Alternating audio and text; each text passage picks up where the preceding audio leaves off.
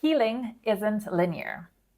You don't get to just find the practice, then wake up one day and you're healed forever. And I think you know that too. But a lot of people also don't understand the nuances and the journey and the cycles of healing. Like there's progress, setbacks, progress, setbacks, progress, plateau, integration, progress, setbacks, and so forth. And the problem is that when our symptoms flare up, we get exhausted. Our minds kick in to say, this is not working.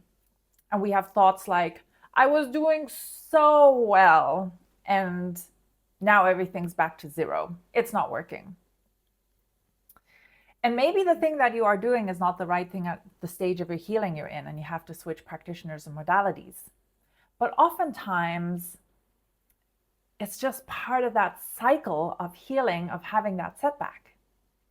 So in this video, I will unpack 6 signs of progress that don't feel like it, and why it's important to keep a learner's mindset, and why patience and support are your best allies in this healing journey. I'm Naomi Galinsky, a somatic trauma therapist, nervous system educator, and I have a PhD in astrophysics. If you're high functioning and exhausted of holding it all together, I'm trained in somatic experiencing, inner child and family systems work and transpersonal psychology to help you rewire long-standing survival patterns, heal chronic illnesses, so that you get to live a resilient, thriving, and meaningful life. Whether you're here for the first time or you're coming back to the channel, I'm glad you're here. I'm going to start by saying that healing is not an end destination. There's no finish line. It's in fact a lifelong journey. But a lot of people panic when I say that, and I don't mean that you'll never be healed. A lot of shifts, a lot of healing, a lot of trauma healing will happen along the way.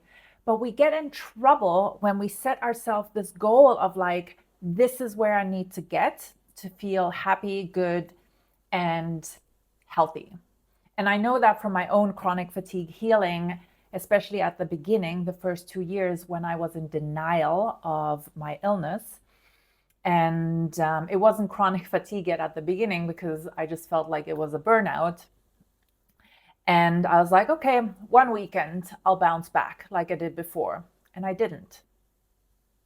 A few months later, I was like, okay, I need a bit more rest. And I'll bounce back. And I didn't. A year later, I thought, okay, this has to end soon. I'm doing all the right things. And 2 years into my fatigue journey, that's when I realized, there's something a lot deeper that's going on. And whatever I'm trying is either making it worse or not working. And that's when I realized that I had chronic fatigue and a lot of chronic syndromes or symptoms along with that, like brain fog, pain in my muscles and joints, and nerves going down my arms to my fingers, chronic migraines. Did I just mention that already? Anyways, gut issues, hormonal imbalances, heavy and painful periods, and you name a few. Oh, insomnia. I had insomnia this entire time, so I wasn't sleeping.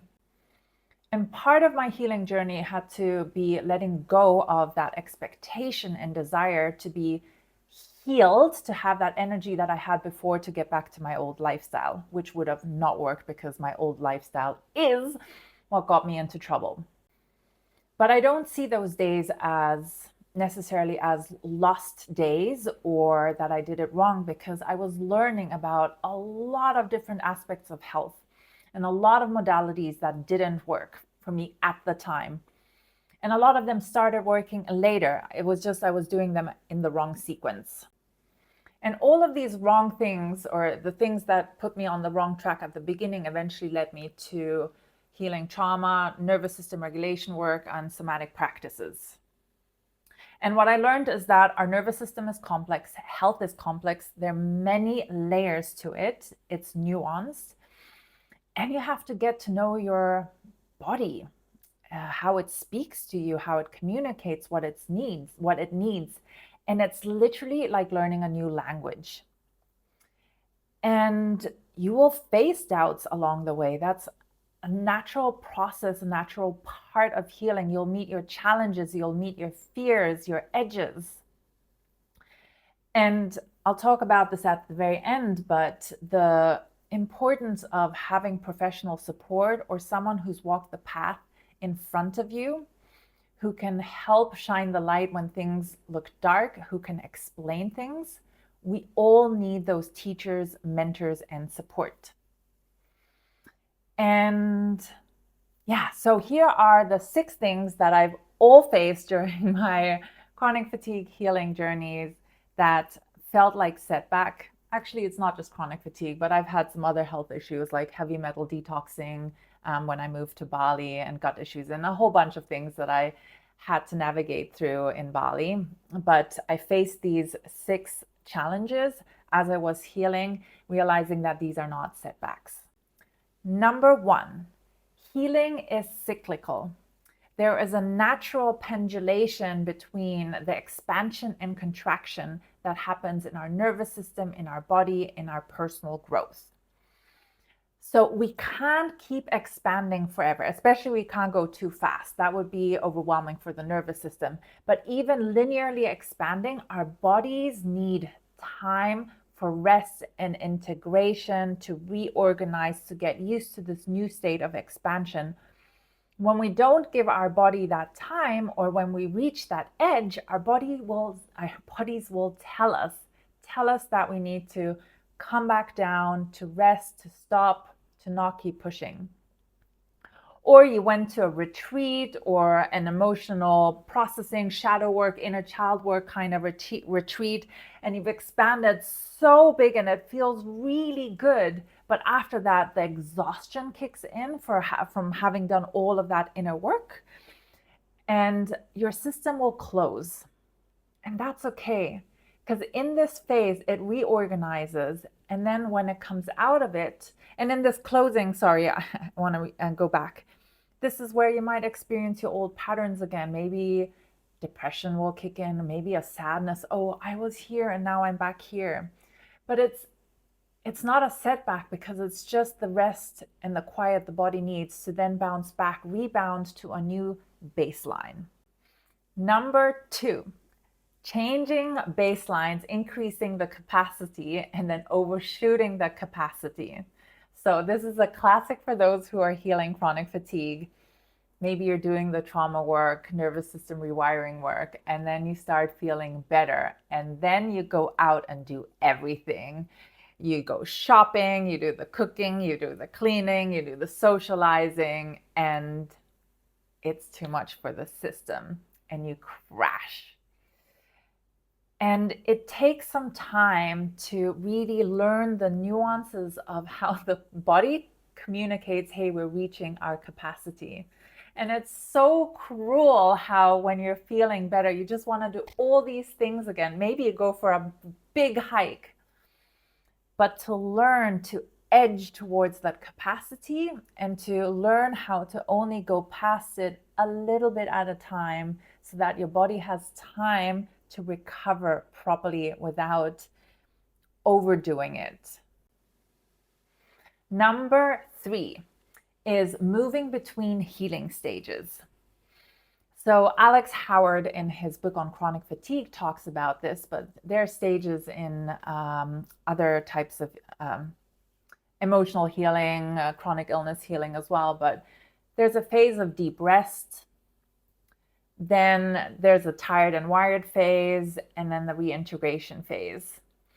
And in the deep rest, you're so exhausted that all you can do is be in bed and sleep.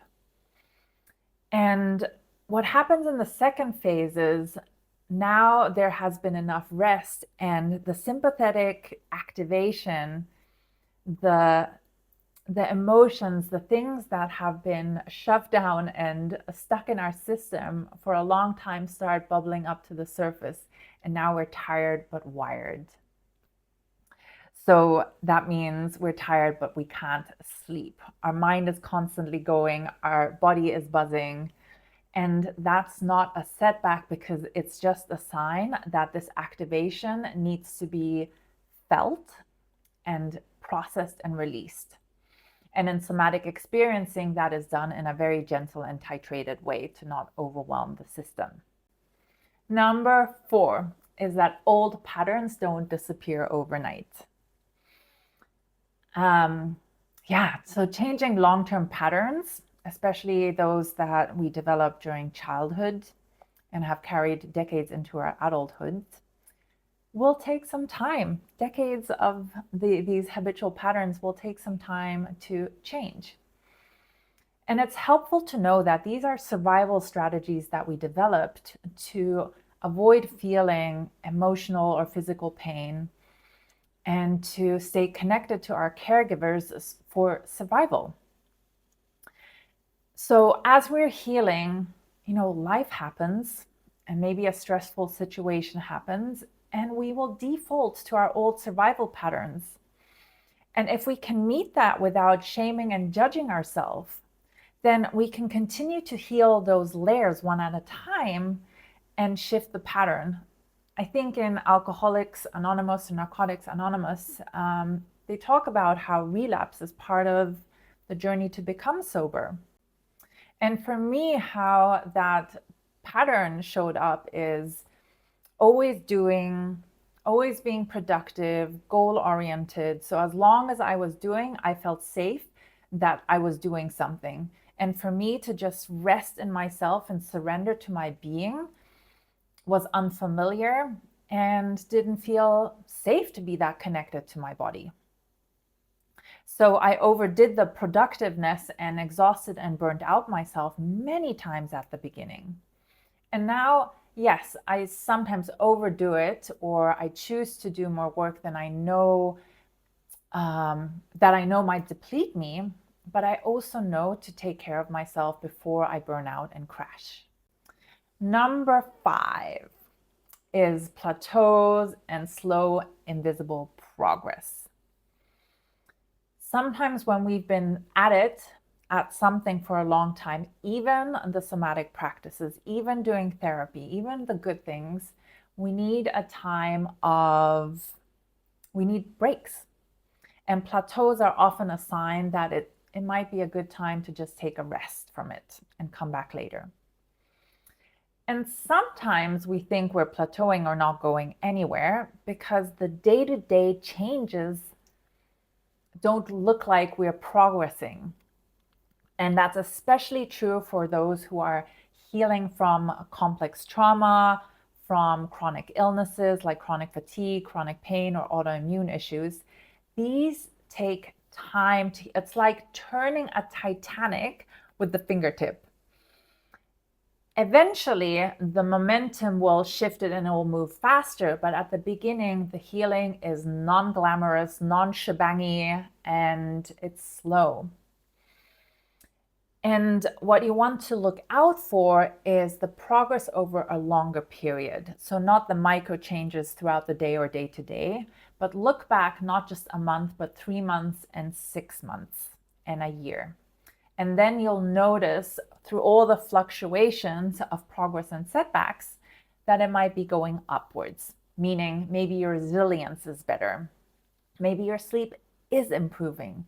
Maybe you are getting less emotionally overwhelmed at situations. Maybe you are being able to communicate better and set boundaries better than before. And number 6 is feeling more emotional. I've had a couple of clients that were like, I had a terrible week. It's going backwards. I'm not doing great. I'm feeling angry. I was feeling angry the whole week. And to me, that's a celebration, especially for the clients who haven't experienced or been able to express anger. Because that has been suppressed primal emotions in the body. And when we allow ourselves to feel the emotions, then they can come through, move through our body, and then that space, that energy is available for life energy. It's not suppressed anymore.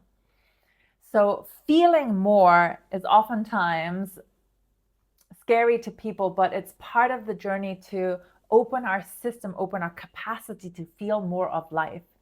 We don't get to choose just to feel the goodness. Feeling means to feel the whole thing. Also, for example, if you're depressed, coming out of depression will require you to feel what's underneath the depression. There might be deep grief or sadness, fear, guilt, shame. It's uncomfortable to feel them. That's why healing is a difficult process. But on the other side, when you learn to feel those, then you also get to feel the aliveness, the joy, the happiness that life has to offer. I want to close this by saying that doubt is part of the healing process. Your mind will start to say, is this working? Am I going backwards? How do I know things are right for me, that I'm heading down the right path?